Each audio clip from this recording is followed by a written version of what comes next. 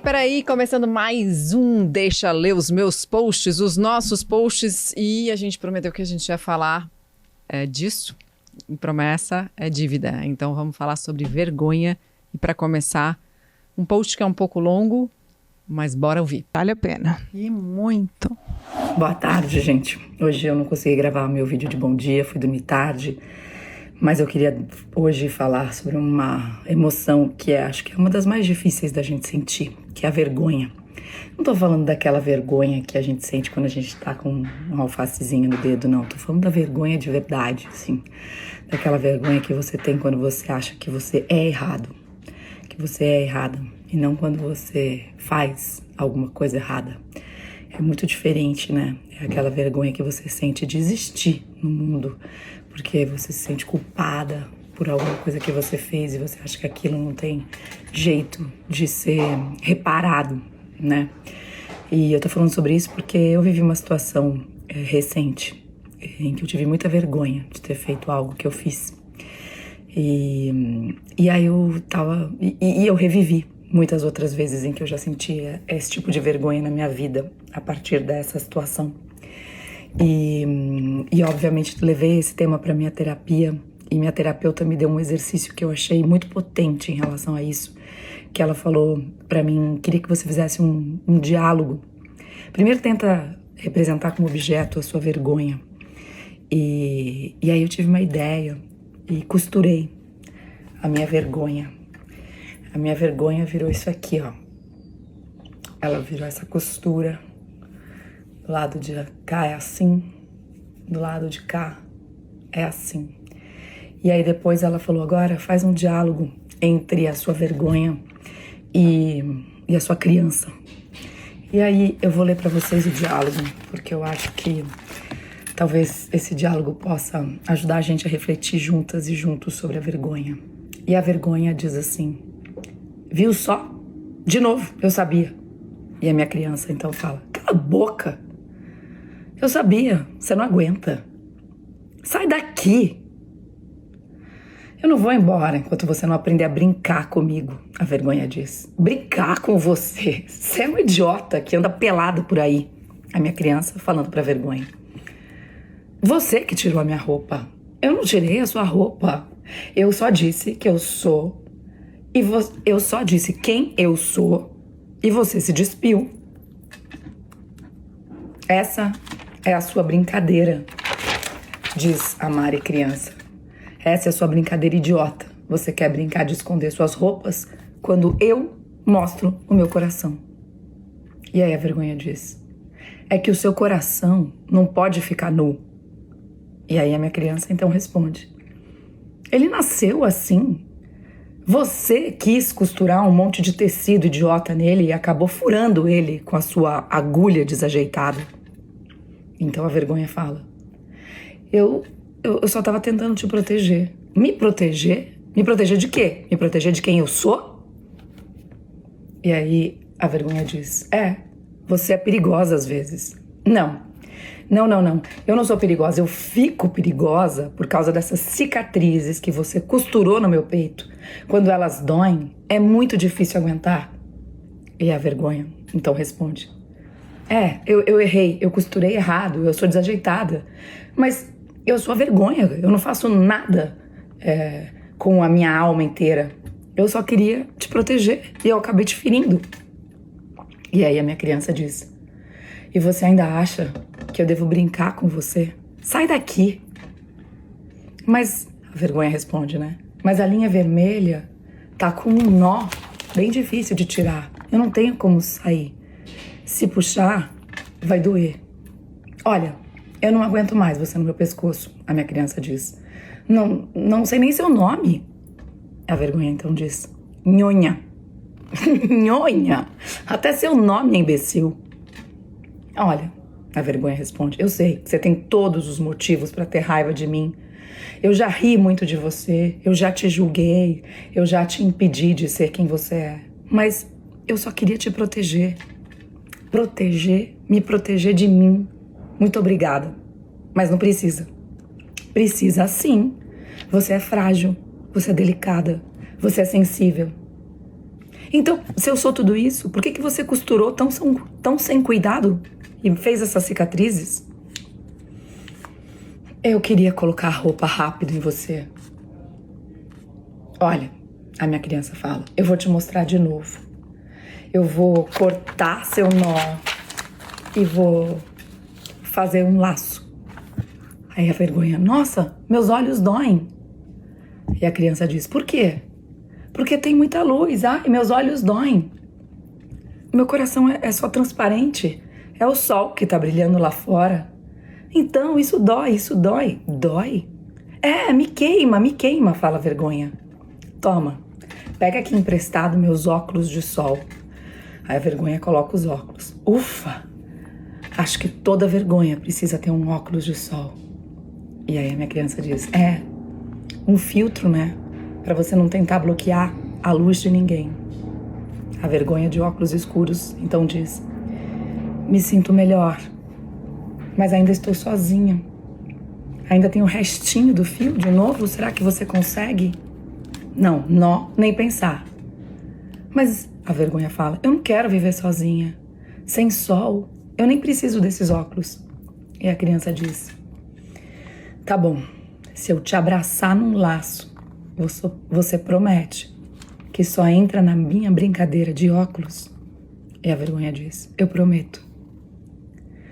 Aí a criança diz assim, eu tô ficando sem roupa de novo?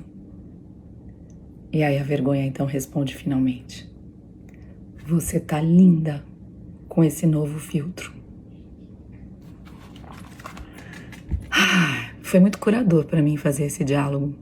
Foi importante, foi curador mesmo, no sentido de perceber o quanto às vezes a nossa vergonha tenta proteger a gente da gente mesmo, quando a gente só quer mostrar quem a gente é, quando a gente precisa às vezes desesperadamente mostrar quem a gente é.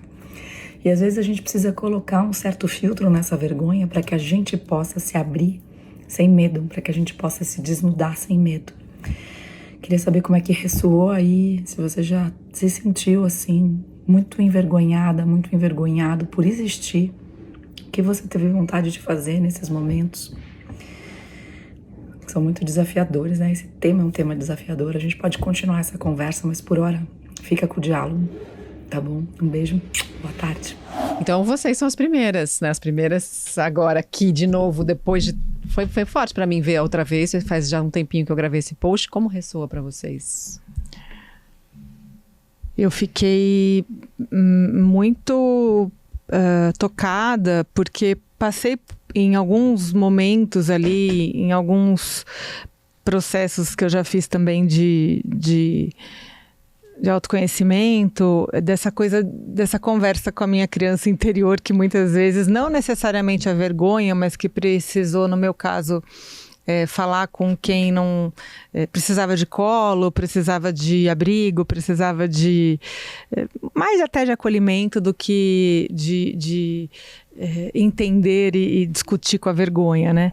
Cada uma de nós tem aqui nossas dores, mas me tocou profundamente, assim, eu fiquei impressionada, Mari, com a tua capacidade de colocar em palavras sentimentos tão vivos, assim, né? Tão fortes que a gente carrega, um diálogo desse tão potente numa atividade, numa tarefa ali que a tua terapeuta te passou. Eu achei incrível e acho que todo mundo deveria tentar pelo menos fazer, mesmo que a gente não consiga ali chegar nas palavras tão bacanas que a Mari usou, que, claro, fazem parte do repertório da Mari, mas fazer esse exercício, né, desse acolhimento da nossa criança com esse julgamento que a gente tem duro da idade adulta, que aí vem a vergonha, vem uma série de coisas, né?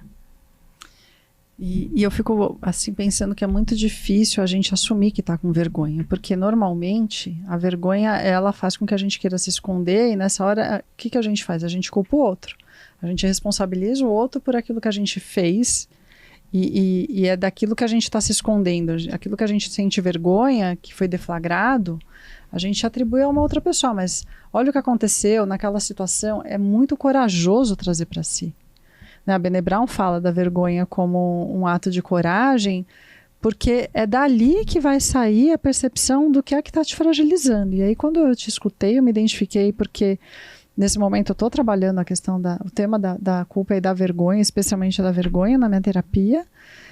Eu escuto os meus pacientes falarem da vergonha com muito mais empatia, nesse momento, até porque eu percebo que a gente, por ter uma vida muito ativa em rede social, por estar ali diante dos olhos de muitas pessoas e tudo mais, assumir a vergonha, ela é ainda mais difícil. Você foi lá e fez isso diante das câmeras, né? Não é nenhuma coisa de agora, já tem um tempo.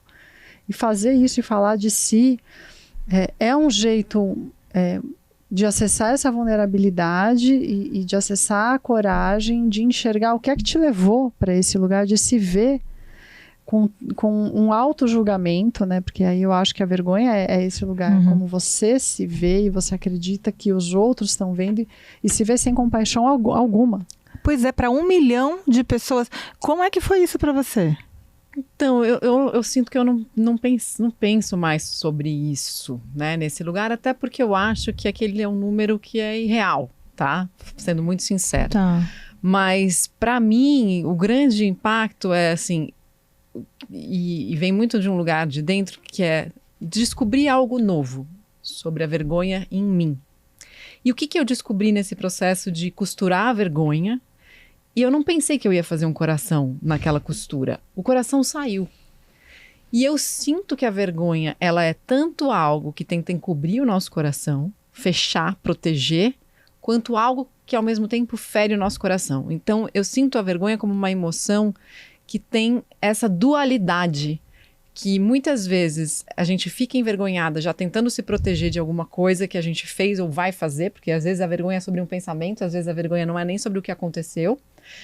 Mas, ao mesmo tempo, a vergonha, quando a gente sente ela na nossa carne, ela provoca uma dor porque ela está dizendo pra gente que a gente não é boa o suficiente ou que a gente não pode ser amada, que a gente não porque a gente não pode, porque a gente não consegue, mas porque a gente é inamável, digamos assim, a gente não é amável. Te torna indigna, né? E é isso, ela tira a nossa dignidade, mas desse lugar de se eu faço algo que me coloca a esse nível de vergonha, como que alguém gosta de mim mesmo assim? E talvez Não até dá que pras você duas coisas acontecerem. queria ouvir a Cíntia, e talvez até um lance de que talvez eu precise ser punida também, né, Cíntia?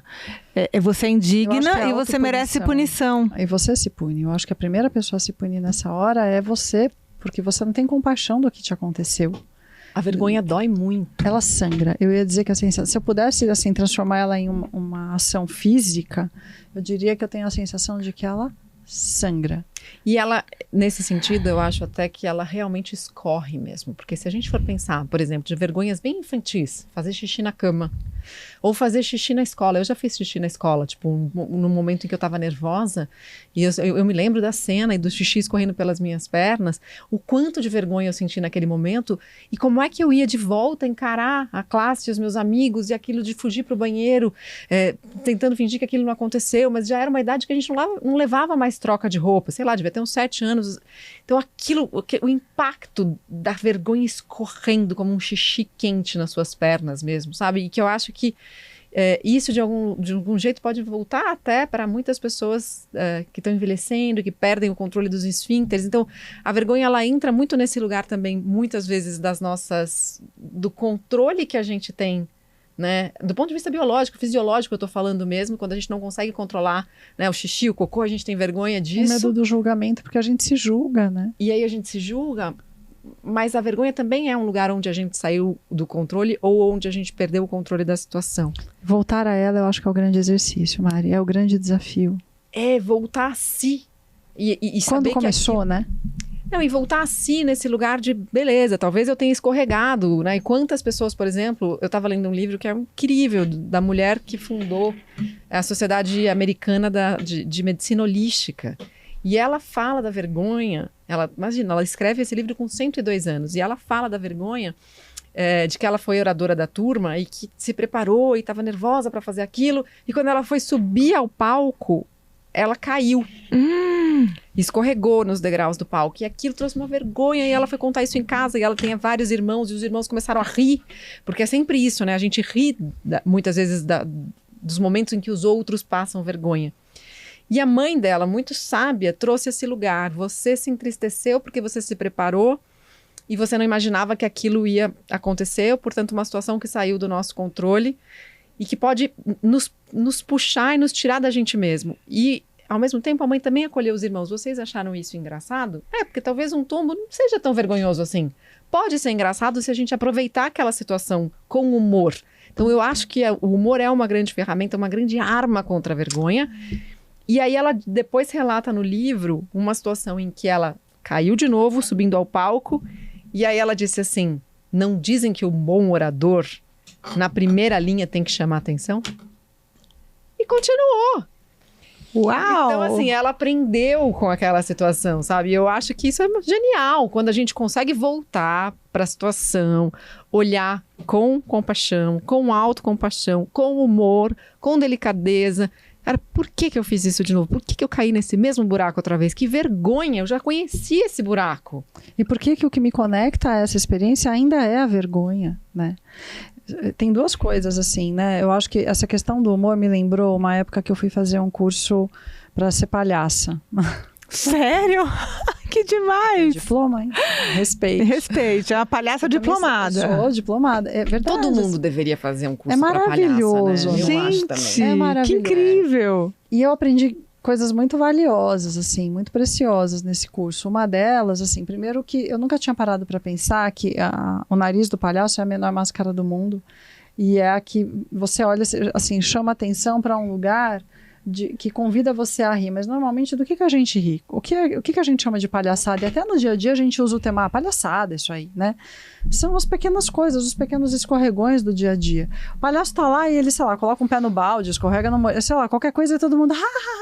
Então, assim, a gente é convidado a olhar com humor para essas coisas do dia a dia, que são as falhas, os erros, com a visão do palhaço. Mas, na verdade, o que ele traz e que ele provoca, o riso, a graça, é aquilo que mais a gente se envergonha, porque é aquilo que é visto e que normalmente vai te rotular, né? Eu estava lendo um livro, eu falei dele para vocês, da Edith Eger.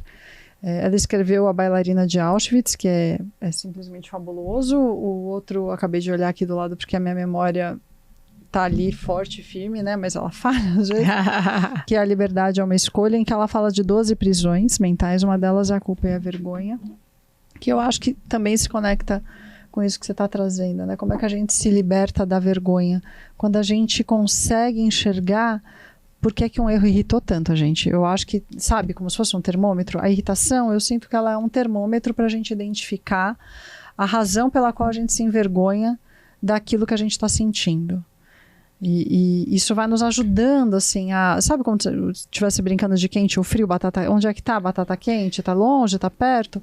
Quanto maior a irritação, mais perto de chegar na vergonha você tá. E a vergonha, ela é uma coisa, né? Você falou da infância, você não tem um rótulo, a gente não nasce envergonhado. A gente nasce cheio de luz, de talento, até que a gente escorrega, até que a gente faz um xixi na calça, até que a gente não sabe uma resposta, até que a gente não pode dançar, ou não pode brincar, ou X. E em que momento isso começa a contar pra gente que a gente não pode mais outras coisas e que aquilo, então, rotula e significa algo maior sobre a gente, que a gente carrega uma vida sem consciência de que o que te afasta de se realizar, de se conhecer, é um sentimento profundo de autoabandono em uma experiência que você não queria ter vivido, na qual você não teve companhia de alguém e que virou um trauma, uma experiência que vai te aprisionar até que você sangre ou chore. E o sangramento, eu acho que é muito esse lugar também de cicatrizar, né? Ficou visível, veio. Eu quero voltar para isso que você falou, né, da medição da vergonha pela irritação de um erro, né? Quanto mais o erro te irrita, maior talvez seja a vergonha atrelada àquele erro. E aí, voltando para Brené Brown, né, que é uma grande estudiosa dessa emoção, da vergonha, e também do perfeccionismo, né? Por isso que eu queria fazer, porque quanto mais perfeccionista a gente menos a gente consegue errar com humor, né? Primeiro que Para inibir a vergonha também. Sim, né? E o perfeccionista é aquele que... Eu gosto muito de uma frase do Gary Zukav que diz assim: o perfeccionista é aquele que não acredita na perfeição do universo, por isso busca a perfeição em si. Ou seja, é uma baita de uma pessoa egóica, não acreditando que tudo é perfeito, menos você, né? Claro que todos nós somos perfeitos do jeito que somos, mas a gente nunca vai ser perfeito nesse lugar do perfeccionista, né? Então, assim, o universo é perfeito. A gente é perfeito com os nossos erros, com as nossas falhas, com as nossas vulnerabilidades, com as nossas fragilidades, e não tentando buscar a perfeição.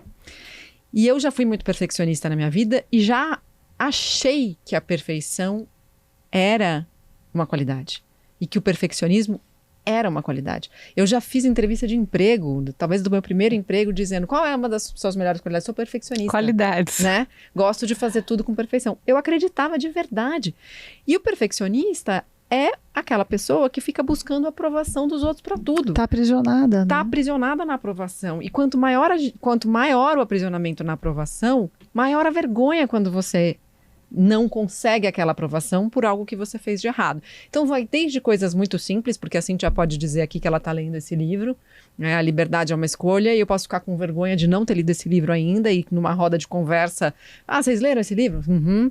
Né? E esse tipo de vergonha acontece muito, porque a gente tem medo de dizer que a gente não leu, que a gente não sabe. A gente desconhece um assunto. O não saber, ao invés de ser uma dádiva, porque afinal você pode aprender, virou um defeito. E aí vai desde isso até levar um tombo, até cair, E eu já passei por muitas vergonhas públicas, porque estando no ar ao vivo durante bastante tempo, quase 20 anos, óbvio que eu ia errar, né? Todo mundo erra, né? E muitas vezes. Então, a vergonha pública nesse lugar de você estar lendo, por exemplo, um teleprompter e você engasgar com uma palavra e você ter que prosseguir, mas ao mesmo tempo você fica remoendo os seus erros e irritada com você mesma porque você saiu da presença ali e errou, sendo que você já sabia aquilo que você ia ler. Às vezes não, mas algumas vezes sim. Eu já me puni muito por esses erros, eu já fiquei muito envergonhada. Eu saía muitas vezes do telejornal e remoía esses erros por uma semana e ficava envergonhada por uma semana e pensava coisas do tipo, como é que eu vou voltar para a redação amanhã sendo que eu errei a palavra, sei lá, excepcionalmente na hora que eu estava lendo. Então, eu fui vendo na prática o quanto aquilo me roubava de tempo e de energia e o quanto aquilo me aprisionava. E o humor foi uma ferramenta muito essencial para que eu pudesse sair desse lugar. E o Fernando Rocha me ajudou muito, né, na parceria no Bem-Estar, porque ele fazia piada o tempo todo. Ele não tinha vergonha de fazer piada sem graça, inclusive. E eu fui entendendo que aquilo era uma libertação, né? Mas foi um processo muito doloroso, muito doloroso. Eu tenho uma pergunta para fazer para vocês. Porque assistindo o vídeo da Mari, eu fiquei com essa impressão, me remeteu a algo. Vocês acham que a vergonha, ela tá colada com a culpa? Tá, muito. Acho que muito. Sim. Você se responsabiliza. Não, mas eu acho que é diferente também. A responsabilização do que a culpa. Não. Eu me sinto culpada quando eu erro. Eu tô me responsabilizando por aquilo que aconteceu. Ou tô me culpando, que é diferente. Eu acho que você tá se culpando. No sentido então, eu tô usando outra palavra, mas é nesse aspecto de que eu tô dizendo que eu aqui causei isso. Tá, mas eu acho que a culpa ela é paralisante, a responsabilidade não. Nesse lugar. Sim, porque a responsabilidade te faz crescer, algo assim. Mas se você assumir, senão se você se vitimize, né? Não sei. Acho que é uma questão semântica, mas eu tô entendendo o que você tá falando. Na verdade, assim, eu acho que nesse lugar a culpa é assim, sou culpada, isso não tem mais jeito. Isso me invalida. A culpa entra num lugar de que ela toma muito tempo nosso e nesse lugar da história do irreparável, né? O erro irreparável é aquele que a gente acha que a gente sente que provoca vergonha. É um beco sem saída. Agora, existe erro irreparável? Eu acho que depende muito de como a gente aprisiona a nossa relação com aquela experiência, né? Então, se eu achar que aquilo deveria ser diferente e ficar voltando na tentativa de reparação no dias de hoje, para aquilo que aconteceu, sei lá quando, isso torna ele, sem dúvida nenhuma, irreparável, porque eu não permito reparação no sentido de, entendi, já foi, como é que eu saio desse lugar? E às vezes tem uma experiência importante atrelada a alguns tipos de vergonha, como, por exemplo, as que são vividas por pessoas que sofrem abuso. É muito comum as pessoas que sofrem abuso sentirem que elas causaram aquilo. Então, que elas provocaram, né? O próprio de alguma abuso. maneira, elas permitiram, elas mereciam, elas provocaram, uma ótima palavra. E em processos terapêuticos, eu acho que o primeiro ponto que a gente trabalha é a pessoa reconhecer que todos temos escolhas e que mesmo que tenha sido uma experiência causada por uma figura de amor ou que deveria significar segurança e proteção, você não tem que justificar o erro daquela pessoa e de todas as outras que você ama. Inclusive, você não precisa gostar de quem faz você, faz experiências serem desagradáveis para você. Mesmo que essa pessoa seja o seu pai, seu tio, seu irmão, seu primo. Que é o mais comum, né? Falando, por exemplo, em abuso sexual, né? Claramente, e outras formas de abuso, mas normalmente o abuso é cometido por pessoas que a gente ama, que tem um nível de envolvimento, de intimidade e de afeto, de acesso a você muito grandes. E são essas experiências tão paralisantes que por uma vida toda você não reconhece o que aconteceu, porque aquilo faz você se sentir envergonhada, porque você se sente culpada, causadora nesse aspecto do que houve. Nós fizemos um retiro no Peru, maravilhoso, no ano passado, e não me lembro se foi no primeiro ou no segundo dia, Mari. Não lembro também. 20 meninas, sei lá, mulheres, e uma delas era uma menina, nesse caso, uma mocinha, sei lá, de 20 anos. No momento da partilha inicial, ela vai e diz em alto e bom som que ela estava ali porque ela sentia que ela tinha perdido a voz dela, a originalidade da experiência dela, da voz dela, da autenticidade da fala dela, porque ela tinha sido abusada, né, por uma figura parental muito próxima. Era um avô, acho, né? Eu acho que dela não foi o padrasto. Não lembro. Não sei. Tinha uma pessoa que foi padrasto e eu acho que ela foi o avô, verdade. E tinha... Bom, ela dizer isso na abertura ali foi um negócio tão impactante. E ela falou, é a primeira vez que eu falo disso publicamente, isso me faz sentir profunda vergonha. Mas eu falar sobre isso é o caminho que eu encontrei para diminuir a vergonha. E aquilo foi extremamente libertador para ela e para o grupo. Porque ela teve a oportunidade de ser acolhida, né, e de responsabilizar as pessoas envolvidas naquele evento, cada uma no seu papel.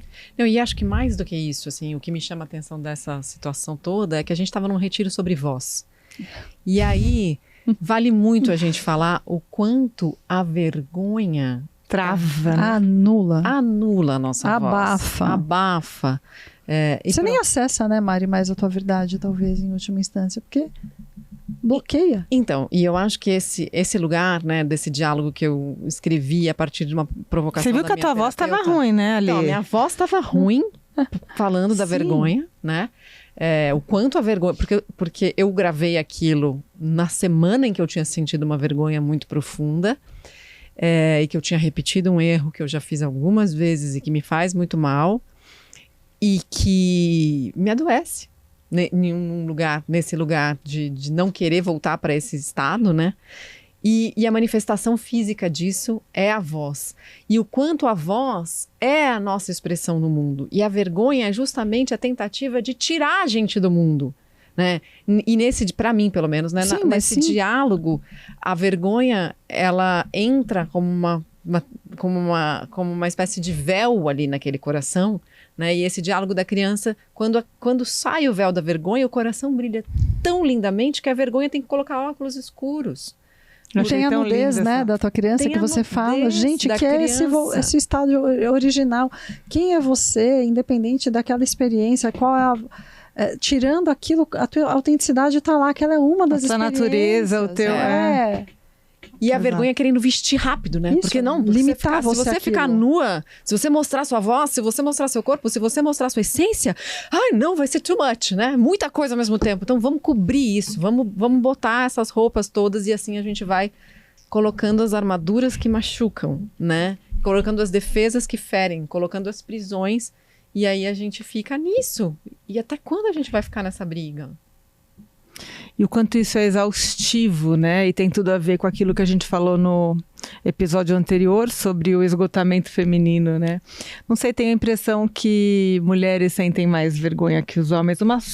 Uma impressão genuína minha de vida, Não sei se é real, queria ouvir a Cíntia, que tem uma experiência clínica de lidar mais com vergonha, né? Não sei se é porque a gente é mais sensível a esse tema. Acho que tem muitos padrões que são impostos para as mulheres para a gente se comparar e se sentir inadequada, e isso é o suficiente para você sentir vergonha, muitas vezes. Ou porque, né, os homens se permitem estar em mais papéis sem se culpar de nada, e a gente está ainda tentando alcançar. Talvez seja um pouco isso. Então tem tudo a ver, eu acho, com a questão da exaustão que a gente falou. Só para aproveitar, antes da Cíntia responder, se você é homem e está ouvindo a gente e sente vergonha, compartilha sobre o que você tem vergonha, do que você tem vergonha, porque eu acho que para a gente é importante também essa contribuição, né? Claro, sem dúvida.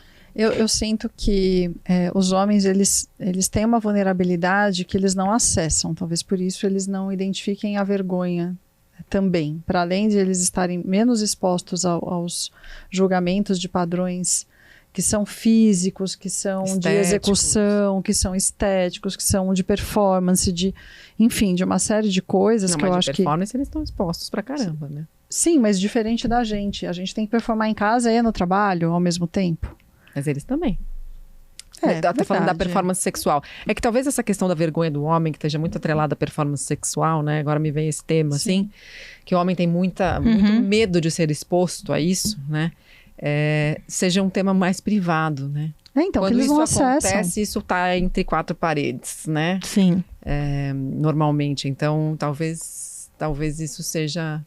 Tô aqui ela tá com uma cara... Não, é que eu tô pensando, assim, realmente, assim, essas conversas são muito ricas, né? Eu tô aqui pensando, eu tenho filhos homens, eu tenho o meu marido, tenho os pacientes, né? Ainda são em menor número os homens hoje em terapia, né? Isso é estatística, né? Homem acessa menos terapia do que mulher, né? E assim, poucas vezes eles dizem que estão sentindo vergonha, né? Eles sentem vergonha quando um erro deles é exposto como erro. Publicamente. Tipo, por que você fez isso e aquilo, enfim. Quando tem ali um constrangimento público. Isso. Aí eles sentem vergonha. Ou falam, né? Estou com vergonha. Mas, no geral, eu também acho que... Eu queria ouvir homens falarem sobre isso, se a gente está equivocada, mas eu tenho a impressão que o caminho é esse. Eu acho que a gente precisa abrir mais essa discussão, né? Nós, mulheres, a gente vai precisar ainda de algumas décadas para chegar nessa equidade aí de gênero, onde, por exemplo, o homem, ele é mais permitido o homem, tudo bem, o homem ficar bêbado, por exemplo, o homem não tem vergonha de estar bêbado, né? De estar alcoolizado. Não, isso é visto como masculino. Viril, sei lá. Não vamos generalizar, né? Mas não. Eu digo em termos sociais. Eu tô falando aqui de uma questão... Um arranjo social, talvez. Um arranjo social. Eu fui lá e bebi todas. Aí a mulher fala, eu fui lá e bebi todas. O homem, poucas vezes, ele tem vergonha de trair. Uma traição, né? Uma relação extraconjugal. Porque muitas vezes ele é aplaudido entre os pares, né? As mulheres até entre as pares, ela muitas vezes sofre muito julgamento, um julgamento tremendo, né? E tantos outros exemplos que a gente pode falar de quando o homem não sente vergonha de coisas que para as mulheres, por exemplo, a questão sexual. Eu tenho no consultório, assim, para um homem chegar nesse ponto que muitas vezes é vital do seu adoecimento mental e tal, e ele conseguir falar que ele está com uma impotência, com uma ejaculação precoce e tal, é um tabu, assim, e a mulher, ela chega muitas vezes, quando ela tem uma questão sexual, e ela põe, assim, nos primeiros 10 minutos de conversa. E tudo bem, tem o fato de eu também ser uma mulher, mas eu não sei, eu sinto que né? É isso, não é?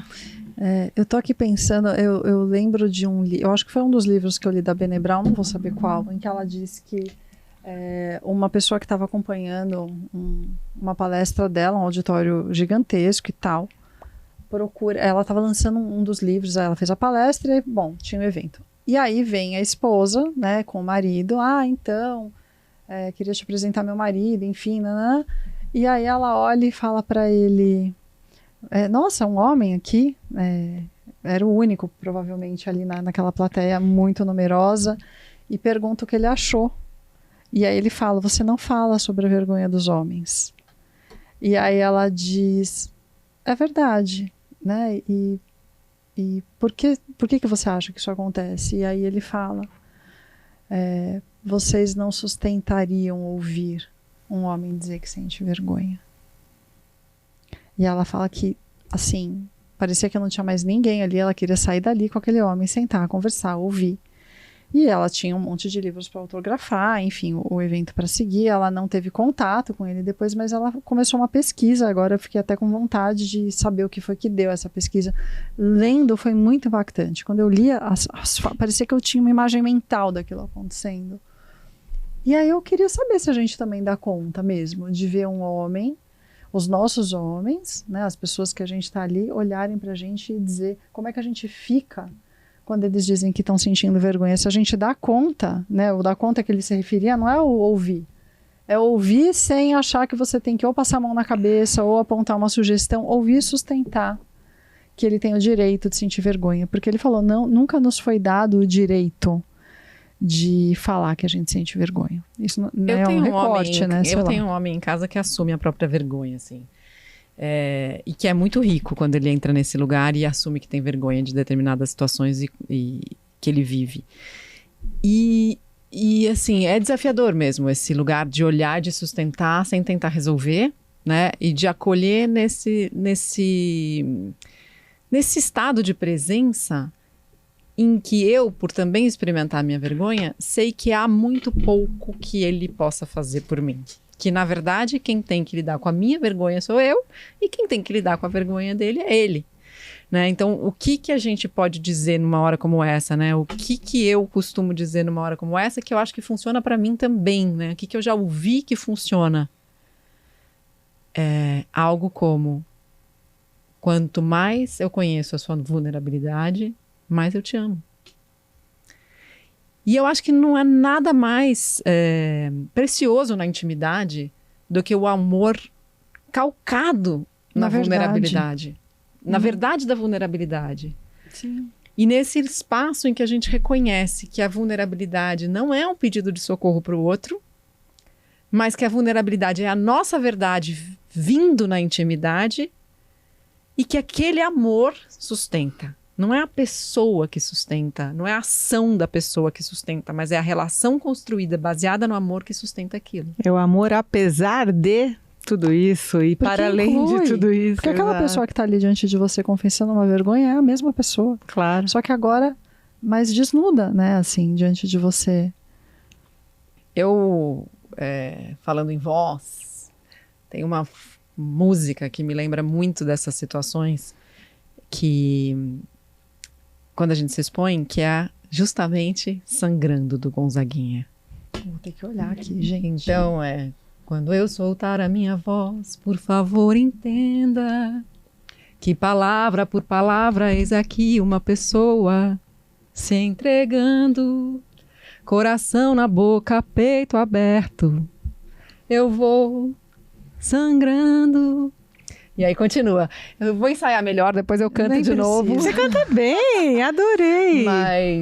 Mas essa música Lindo. é uma música que me conforta quando eu abro a minha vulnerabilidade, especialmente no meu relacionamento com o Ti, porque é como eu me sinto, assim. E talvez o pedido da vulnerabilidade seja esse que Gonzaguinha faz nessa música, que é, quando eu soltar minha voz, por favor entenda que palavra por palavra, eis aqui uma pessoa se entregando. Coração na boca, o peito aberto, tô sangrando. Me escuta, pelo amor de Deus. E às vezes a gente faz isso para poder se ouvir. Oi, vocês estão todas emocionadas. Ai, gente. Acabou, eu né? fico pensando que a gente precisa de um ambiente, de alguém que a gente saiba que ame muito a gente, pra gente conseguir fazer isso. Mas a gente precisa de um ambiente em que a gente se ame muito para conseguir Também. fazer isso. Eu acho que o primeiro lugar é aqui, né? Porque eu percebo, e vou dizer por mim, assim, quanto mais eu me amo, e é um processo difícil me amar, vamos combinar aqui, né? Pra Você se casaria com você? A gente falou disso hoje. Tanta gente te ama, Mari, você não se ama? Como Não, assim? eu me amo cada vez mais, mas eu acho que eu passei muito tempo da minha vida sem me amar de verdade, assim. E... Ô, Ingrid, dá um papelzinho, amor. Borrou tudo aqui. E eu acho que quanto mais eu me amo, mais eu tenho coragem de abrir isso tudo, sabe? Então, e o processo dessa construção de cantar essa música para si mesma também. Porque quando é óbvio que a gente tá pedindo pro outro, por favor, me escute, mas assim, me escuta, Mari, me escuta. Eu tô falando com você palavra por palavra, eu tô aqui me abrindo. Sabe? E esse lugar de, cara, você tá se abrindo comigo. É tão lindo esse lugar da gente mostrar a nossa vulnerabilidade pra gente, né? Amiga, Nossa, mas é uma amiga que você chorou também muito como eu. Jesus! Eu acho que esse tema, ele é um tema de cura, né? Assim, porque a vergonha conecta a gente com uma sensação muito dura de que a gente não é que algumas suficiente. coisas nos tornam indignas. Que experiência é essa, meu Deus, que a gente pode viver tão paralisante que pode fazer com que a gente se sinta indigno de ser amado mesmo quando a gente erra, e por isso a gente sente vergonha, porque a gente, claro, não quer falhar, não quer decepcionar, não quer prejudicar, não quer, enfim, se boicotar, e muito louco como a gente às vezes faz as coisas justamente nas situações em que a nossa voz vai ser exposta nesse lugar de quem sou eu. Te dou o direito de avaliar, pensar, sentir o que for, e isso não faz com que eu deixe de me amar, mas que eu saiba que talvez isso para você tenha esse lugar, mas é muito difícil, eu acho. Muito sofrido. E muito lindo você ter desenhado um coração e costurado nele a vergonha. Como um lugar de... A costura tem uma marca, né? Tem uma cicatriz. E a cicatriz conta. Como é valiosa a experiência de se absolver da culpa que a gente se deu de um crime que a gente não cometeu. Chega, né? Chega. Bordoada hoje, né? Eu tinha separado umas dicas aqui do que a pessoa pode fazer. Então mas lê pra gente, lê pra gente. Livro, você não ia ler o trecho final do livro? eu separei porque tava meio em várias páginas. Eu tô nocauteada, só volto acho. semana que vem. Vamos pras dicas. As dicas estavam em, sei lá, várias páginas aí. A Mari falou, você não quer ler? Eu falei, quero. Eu separei aqui. Dicas pra lidar com a vergonha e com a culpa, é isso? Tá. Então Pra vamos se libertar lá. dessas prisões. A primeira coisa que a Edith Eger sugere, apaixone-se por você mesmo. Cara, como é difícil. E ela fala que esse processo de paixão, a paixão, né, nas palavras dela ali, eu acho que eu concordo também, não sei o que vocês pensam, é aquela coisa de você ter o encantamento, de você não fazer o julgamento, tudo faz parte, né? A pessoa que você tá apaixonada, você fala, a pessoa assim, mas sei lá, o Marcelo, meu marido, por exemplo, ele usa bigode muitas vezes, e aí eu chamo ele de sexy mustache, ele vai me matar quando ele ouvir isso, se ele ouvir. Mas é aquela coisa de você olhar aqui, tudo que tem na pessoa, você vê uma gracinha, não sei o quê. Essa paixão que ela fala no livro, de você fazer uma gracinha com cada parte sua, assim, de você achar graça e achar contexto, essa paixão. Você sabe que eu conto isso até no meu livro, né? No Estar Bem Aqui, que uma vez eu tenho um amigo que é monge, que me acompanhou durante um tempo na minha jornada, como uma pessoa muito especial, assim, de amizade mesmo, né? E aí uma vez eu fui conversar com ele foi, Mari, sabe o que te falta? Te falta você se apaixonar por você. Uau. E a gente tava tendo essa conversa na cozinha. Conversa de cozinha, ela é boa, né? E ela tem uma potência. Só que ele, com aquela energia de monge, eu não tinha nem como rebater aquilo. Porque meu primeiro impulso foi, não, mas como assim? Quem ousa falar que eu não sou apaixonada por mim? Eu já me apaixonei por mim. Mas eu me dei conta de que eu não era. E foi muito duro. Nesse lugar do auto-julgamento, da autocrítica, da culpa, de ficar excluindo coisas, né, de você. De querendo ter uma amiga minha que fala, eu quero extirpar isso de mim. E eu falo pra ela, cara, não adianta a gente querer extirpar algo que é nosso, né? Porque se a gente não integrar essas experiências na gente, a gente não vai conseguir se aceitar. A gente ouviu, né, sobre aceitação. A gente ouviu numa gravação sobre aceitação. Em breve vocês vão ouvir. Mas é isso, sobre aceitar quem a gente é com tudo que a gente tem, né? Então, eu acho que esse exercício de apaixonar-se por você mesma, por você mesmo, é um desafio. E tem a pergunta se a gente casaria com a gente mesma, que fica pro próximo, porque eu vou refletir sobre ela. Faz outra dica aí. Ela fala, né, dessa parte de você querer extinguir partes da sua história sem entender que isso extingue quem você é fatalmente. Sem dúvida. E aí, eu acho que essa é uma pergunta pra gente, pra quem tá acompanhando a gente. Será que a gente tá a fim de abrir mão da gente só por causa daquele evento lá? Será que ele também não pode ser entendido como parte de como a gente se estabeleceu, das dinâmicas, né? E aí se integrar, né, com a paixão. Olhar para aquilo que a gente conseguiu e entender, olha, aquilo pode ter doído muito, mas olha onde você tá aqui agora. Respire e diga bem alto, eu consegui, olha onde eu tô, gente, eu tô aqui com a Mari, delícia! E vocês não estão vendo, mas uma parte dessa conquista faz com que todas nós estamos descalças. Yes. Ai, que E delícia. esse lugar de saber onde os nossos pés estão, eu acho que tem muito, muito dessa caminhada, né, que vale cada passo, porque quando a gente consegue dar sentido a cada uma das experiências, a gente pisa mais no chão mesmo. A gente sente a nossa base, a gente sente o nosso eixo. Então, eu acho que isso faz parte. E cada passo conta, incluindo aquele, né? Só um parêntese, há 2 anos atrás eu comecei a gravar podcast aqui nesses estúdios, a Mauro, o melhor café da região. Gente, ela me chamou para essa honra. Primeiro episódio foi com a Cíntia e janeiro de 2022, agosto de 22, então quase 2 anos. E eu, para gravar durante um bom tempo, eu usava um sapato belíssimo, salto alto de preferência, quase sempre, né? Nunca quase usei salto baixo. Porque aquilo me empoderava de alguma forma e eu me vestia de quem eu sou ou era, né? E cada vez mais eu não preciso de salto alto e eu posso usar minha rasteirinha feliz da vida. E agora, pela primeira vez, segundo episódio que eu gravo descalça e tá sendo delicioso. Aliás, que tapete gostoso, pessoal. A gente merece isso pros pés. Mas tem um significado muito importante. Pé no chão, né? Pé no chão. Pé no chão, já chão. diz tudo. É Pé isso. no chão. Eu casei descalça, né? É bem isso, a sensação de... Eu queria estar bem colada na terra, assim, o máximo possível para entender, assim, eu sinto ainda, de lembrar. Não precisa de salto. Você até pode, né? Mas a gente foi ensinar, sobe no salto. Pra quê? Precisa mesmo? Né? Desce do salto. Desci, tô aqui, ó. Feliz. Você fortalece aquilo em que você presta atenção. Então, se você ficar muito ligada na experiência que foi traumática ou que faz você sentir vergonha, você não assume ela como uma vergonha e, portanto, algo que você não gostaria de ter vivido, mas não conseguiu evitar, né? Então, ela fala disso. Mas peraí, ela fala para não dar atenção demais para aquele episódio, né? Para reconhecer. E aí reconhecer beleza. A força que você tem por ter saído dele. Reconhece, acolhe e tá tudo bem. Então, assim, fortalece aquilo no qual você presta atenção. Então, olha para o que você está olhando dessa experiência. Você está olhando para o fato de você ter errado, de não ter tido forças de sair, de ter vivido algo paralisante, ou você está olhando para isso do ponto de vista de quem sobreviveu àquilo e passou por cima e está aqui.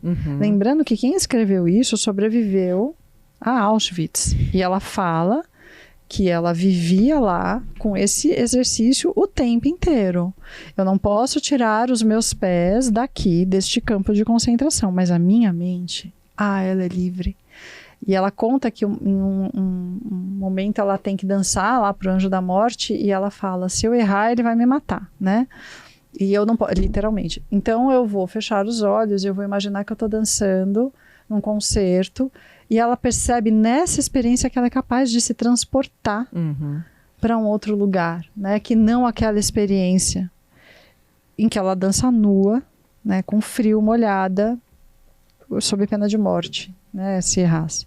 Então ela fala desse lugar, só para contextualizar. Não importa o que você está vivendo, a sua mente é livre para sair daquela experiência de ameaça, de medo e de autoabandono, porque a gente sente culpa e vergonha pelas experiências nas quais a gente vive o autoabandono. A gente já não está lá, a vida seguiu, mas você se deixou lá. Então, e é preciso voltar muitas vezes àquela experiência para se resgatar dali, né? Sim. E aí vem essa parte comigo de novo. Eu sei que você estava ali, mas agora vem comigo aqui que eu tô dando conta de você, né? Ela conta no livro que ela quer visitar o campo de concentração muitas décadas depois, porque ela quer ver o que ela vai sentir, ela acha que ela vai encontrar lá partes perdidas, né? Nessa experiência. E ela percebe que o que ela encontra lá é justamente o que não se perdeu apesar da experiência. Que é a inocência, a força. Bom, e aí ela fala desse reconhecimento de quão forte a gente é quando a gente supera. Só uma coisa, porque essa jornada de resgate, ela tem muito a ver com a jornada de resgate xamânica também, que eles chamam de soul retrieval, que é esse lugar mesmo que quando você vai em busca de uma parte sua que ficou dissociada de você por um trauma, né, e muitas vezes nesse lugar do autoabandono, o que você resgata é a sua força. É inata. É a sua força inata. Então é muito forte isso, né? Também nas jornadas xamânicas e nos relatos das pessoas que passaram por campos de concentração. Ela, Viktor Frankl, também traz muito disso, né? Sim. Respirar, porque tem mais 3 pontos para abordar e eu tô sentindo o tema aqui. Bom, o que a vergonha faz você pensar e acreditar sobre você? Uhum. É para isso que você tem que olhar e repensar. E se reolhar. E nisso a Brené Brown fala muito, né? Que a vergonha traz aquela coisa de... Não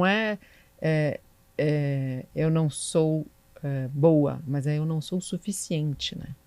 Nesse lugar assim, eu não sou suficiente, eu não caibo aqui, eu não posso estar aqui, eu não posso estar nessa situação, eu não mereço isso. É quase que uma impostora, né? Então é muito esse lugar, eu não sirvo, né? Uhum. Eu de não aceitar. Não se aceitar. E eu não sirvo, se a gente for pensar mais profundamente sobre isso, é quase uma invalidação do ser, porque o ser não tem que servir, né? No sentido de servir para alguma coisa, né? Porque o ser nesse lugar mais da essência para servir o outro, né? Sim, mas... o ser serve naturalmente, porque na maior parte do tempo, quando a gente está na nossa essência, a gente está a serviço de. Mas nesse lugar do eu não sirvo para isso... Né, o ser como uma função, né? O servir como uma função. Então, muito limitante, né? Muito limitante. O solilóquio, né? Que é a conversa que você tem com você mesmo. Qual é o tom que você adota? Então, ela recomenda que você converse com você num lugar de mais amorosidade. Você fez um bom trabalho, você tem saído muito bem, você está dando conta. É difícil mesmo, mas você está conseguindo. Hoje você vive outra realidade. Então, ela fala muito dessa conversa. E eu acho que nesse solilóquio, eu só queria... É bonita essa palavra, né? Lindo. Solilóquio. Lindo. Não, que eu fico pensando que, às vezes, esse solilóquio, para mim, já foi bastante difícil nesse lugar. Vou colocar bem entre aspas da positividade tóxica. Porque, às vezes, a gente está lá presa na nossa vergonha e a gente está... olhando e falando, não, você saiu muito bem, você tá aqui, olha tudo que você conquistou, olha como você é resiliente, olha como você não sei o quê, olha como você... E nesses casos não funciona. Não. Porque é falso, né? Tem que ser genuíno. Porque, na verdade, você tá... Tem que ser de dentro, tem que ser real. Tem que ser real. Autêntico. E o solilóquio, às vezes, eu acho que é muito mais sobre escutar o que de verdade tá dentro do que sair falando o que você acha que você deve dizer pra você mesma. Sim, não é uma frase pronta. Não. Então, só queria que eu trazer esse ponto, porque às vezes eu acho que nessas recomendações e dicas, eu sinto que é difícil mesmo a gente dar dicas, né? Porque... aqui ela fala dela. Ela fala o que ela falava pra ela. Não, eu sei, mas é que eu me coloco nesse lugar que muitas vezes as pessoas me pedem em palestra, dá uma dica. E a dica é sempre um lugar reducionista de algo que é muito mais profundo. Dá uma dica em 10 segundos, pronto, né? Porque normalmente né? é uma coisa assim. Só que essa dica eu acho que nesse lugar talvez seja, sim... Você vai falar com você mesma nesse estado mais amoroso. Mas para falar com você mesma nesse estado mais amoroso, primeiro você precisa escutar o que você está dizendo para você. E às vezes você ainda está muito na vergonha, muito na culpa. E essas emoções estão doendo. E os sentimentos precisam de tempo dentro da gente para eles atravessarem a gente. E às vezes, antes de começar a falar, você vai precisar chorar. Você vai precisar entrar em contato com aquilo, você vai precisar tremer o corpo inteiro de vergonha.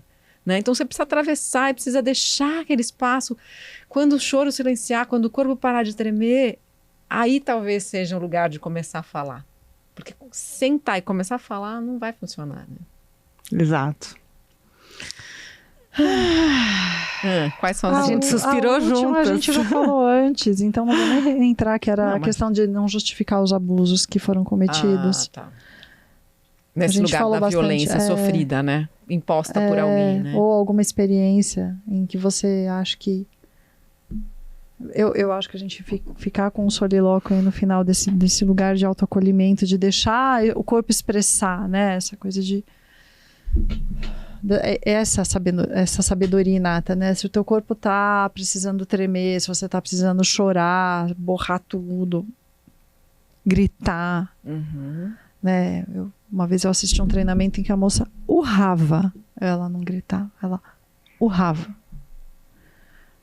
E depois foi passando, foi melhorando, foi regulando emocionalmente e ela descobriu que ela podia sobreviver àquela memória, ao acesso daquela experiência, sendo assistida, acolhida, para depois revisitar e seguir, porque tem treinamentos, né, de MDR, por exemplo, que são muito efetivos para isso, mas nem não é todo mundo que tem que fazer, não é toda emoção que tem que ser deslocada dali ou dessensibilizada. Minha terapeuta me ensina isso sempre, ela sempre diz isso para mim, Cíntia. O EMDR, ele é maravilhoso, mas ele não pode ser uma ferramenta para tirar a sensibilidade das experiências que causaram dor. É só para aquelas que realmente são um trauma paralisante. Todas as outras, elas precisam ter voz, elas precisam ter expressão. E a gente tem que aprender a autorregular-se. E a culpa e a vergonha, palavras dela, e é isso mesmo, são as emoções mais desestruturantes que existem para qualquer pessoa. Então, assim como é desestruturante, ela é também estruturante. Se você acolhe, se você se escuta genuinamente, né? Continuo no chão nocauteada.